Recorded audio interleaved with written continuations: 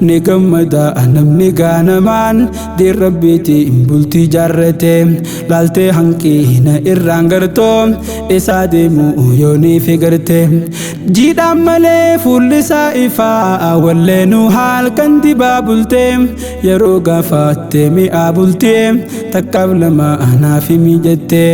eega kitaaba san jalqaban dhaabuun beekawu waan akkas tolte si kophaa jiisuu malee narkee si fakkaysan akka waan garte ka'ee fuudhee itti diriirfadhoo kophaa irraa afin kottoonfatte.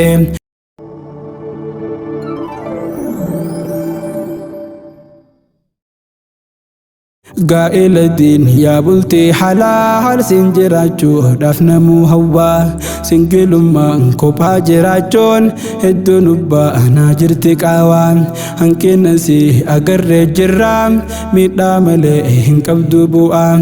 arra kunoo wal argachuudha antan gammachuu dhaaban alaabaa horaa wajjin umrii dheeradhaa ustaaz Muhammadiif Mahbuubaan. Gaa'ela diin yaa bultii halaal sin jiraachuudhaaf namuu hawwaa singilummaan kophaa jiraachuun hedduun ubbaanaa jirti qaawaa hanqina si agarree jirraa miidhaa malee hin qabdu bu'aa arra kunoo wal argachuudha antan gammachuu dhaaban alaabaa horaa wajjin umrii dheeradhaa ustaaz Muhammadiif Mahbuubaan.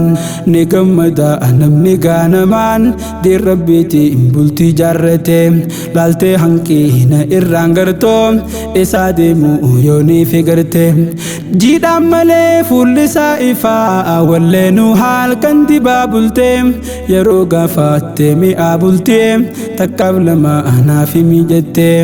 eega kitaaba san jalqaban dhaabuun beekawu waan akkas tolte si kophaa jiisuu malee narkee si fakkaysan akka waan garte ka'ee fuudhee itti diriirfadhoo kophaa irraa afin kottoonfatte ustaaz Muhammad keenya arraa kunoo doosee insaan ilaalamte ukhtii teenya qaalii Mahbuubaa wajjin muraada isaa guuttate maashaa Allah ustaaz Muhammad habiibii baagatti cabsite umrii dheertuu harkadhaa wajjin turaasii fi Mahbuubaan tante. Gaa'ela diin yaa bultii halaal sin jiraachuudhaaf namuu hawwaa singilummaan kophaa jiraachuun hedduun ubbaanaa jirti qaawaa hanqina si agarree jirraa miidhaa malee hin qabdu bu'aa arra kunoo wal argachuudha antan gammachuu dhaaban alaabaa horaa wajjin umrii dheeradhaa ustaaz Muhammadiif Mahbuubaan. Gaa'ela diin guyyaa gammachoo nama qaalii jaalannu kaanii kan yeroo dheertuu kophaa isaanii jiraachaa turan kophummaanii arraa miti guyyaan sun qalee saahibumaa keenya tooranii arra kunoo Mahbuubaa wajjin jiruu bareedduu jalqabanii ustaaz Muhammad jechuun beekaa hayyuu rabbii hin barsiise diinii nama hedduu kaadhimaa ture itti wal ga'ee baay'inaanii fudhatte jirti ustaaz Muhammad du'aa'ii qabdi Mahbuubaanii Mahbuubaa teenya ukhtii qaalee baga keetaa'ee ustaaznini qabaa jabeeffadhu ustaazaa si harkaan fuudhin gandi khoone atuu duraan rabbiin si tolchee uumaa si baarecha rahmaanii haadhaaf abbaan kee ijoollummaadhaan guddisaa ta'e barechan diiniin haadhaaf abbaan kee ijoollummaadhaan guddisaa ta'e barechan diiniin. Gaa'ela diin yaa bultii halaal sin jiraachuudhaaf namuu hawwaa singilummaan kophaa jiraachuun hedduun ubbaanaa jirti qaawaa hanqina si agarree jirraa miidhaa malee hin qabdu bu'aa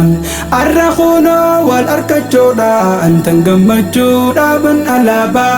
horaa wajjin umrii dheeradhaa ustaaz Muhammadiif Mahbuubaan. Carraadha qabda yaa Mahbuubaa rabbiin siif kannee nama qaalii kan rabbiin siif bareecha cilmiin bareedu haala fi amalli jabeeffadhu seeqii qofleene bareechi isaaf tola ooli nama diin beeku arkachuunoom jabduudha laafiftee hin laalin wal qabadhaa wal mararfadhaa umrii nuuf dheeradhaa mee waliin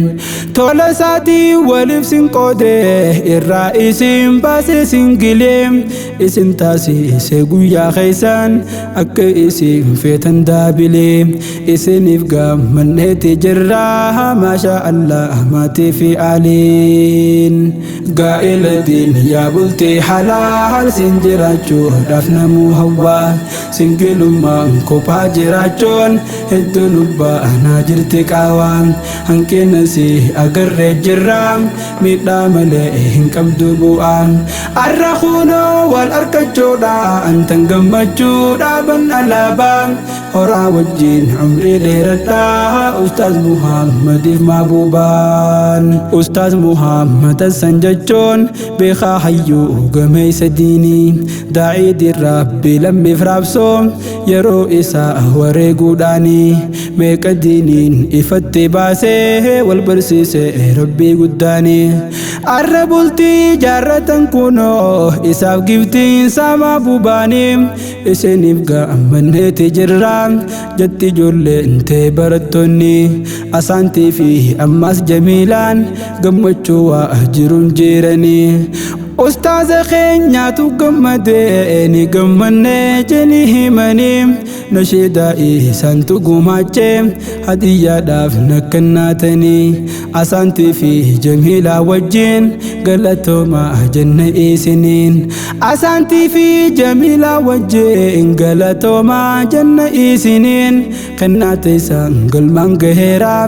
qeebalee ustaazni keessanii gaa'ela diin yaa bultii halaal sin jiraachuudhaaf namuu hawwaa singilummaan kophaa jiraachuun hedduu nubbaanaa jirti qaawaan hanqina si agarree jirraa miidhaa malee hin qabdu bu'aan arra kunoo wal arkachuudha antan gammachuudha ban alaabaa horaa wajjin umrii dheeradhaa Ustaaz Muhammadiif mahbuubaan